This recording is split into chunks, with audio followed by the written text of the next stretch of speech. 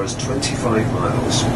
As we ascend the westerly arc, you will have great views over the English Channel to the south, and of course northerly panoramic views across the city of Brighton and Hove and beyond. Some of the sights to look out for include the Palace Pier, now known as Brighton Pier, right next to us, which opened in 1899. And beyond the ruins of Wales, who later became King George IV. The Prince is said to have had a tunnel dug from the pavilion to his girlfriend's house nearby, laying the foundations for Brighton's first ever Dirty Weekend. It was subsequently used for holidays by Queen Victoria and is now open to the public. To the northwest is Brighton's original town hall. It's easy to spot with its Ionic and Doric columns. The area was the original Brighton, just a fishing village then, called Brighthelmstone, dating back more than 1,000 years.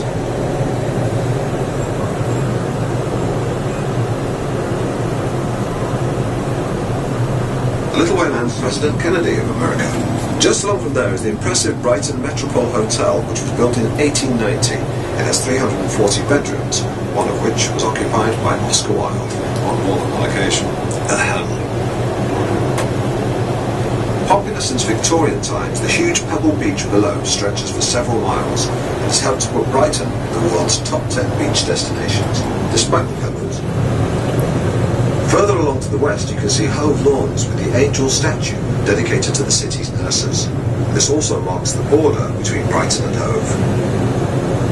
A few miles further west you can see the tall chimney of Shoreham Power Station, Shoreham Harbour, and beyond that along the coast is the town of Worthing.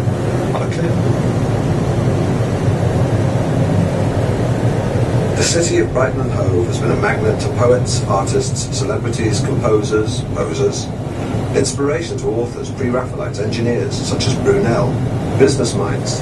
The views near Devil's Dyke were said by the Pinter Constable to be the finest he had ever witnessed. Obviously that was before the Brighton Wheel. Well, I'm going to keep quiet for a moment and let you enjoy the scenery.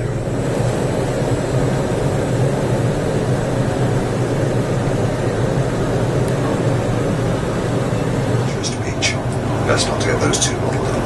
And onwards towards Brighton Marina. The marina is an artificial harbour just over a mile away to the east. It was constructed throughout the 1970s and became the largest in Europe. It now has hundreds of boat moorings as well as restaurants and boutique shops. Just behind the marina, up on the hill, is the famous Rodine School for Girls, which was founded in 1885. It's set in 118 acres of the Surrey Downs.